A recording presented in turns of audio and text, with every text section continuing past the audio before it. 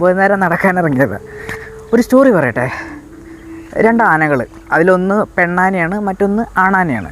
രണ്ടുപേരും മല കയറിക്കൊണ്ടിരിക്കുമ്പോൾ 2 പേർക്കും നന്നായിട്ട് വെള്ളത്തിന് അയച്ചപ്പം ഇവർ നോക്കിയപ്പം അവിടെ ഒരു കുഴിയിൽ കുറച്ച് വെള്ളമുണ്ട്. ഈ മഴയൊക്കെ പെയ്തിട്ട് വന്നേക്കണ വെള്ളമാണ്.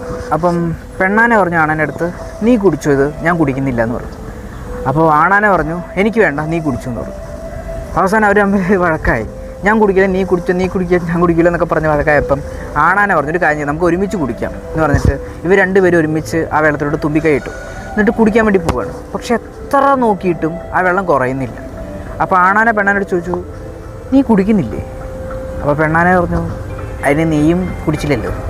ഒരേ ദിശയിലേക്ക് പോകുന്ന അല്ലെങ്കിൽ ഒരേ വഴിയിൽ സഞ്ചരിക്കുന്ന 2 മനുഷ്യർ തമ്മിലുണ്ടാകുന്ന ഒരു കണക്ഷനാണ് ഈ സ്റ്റോറി പറയുന്നത്.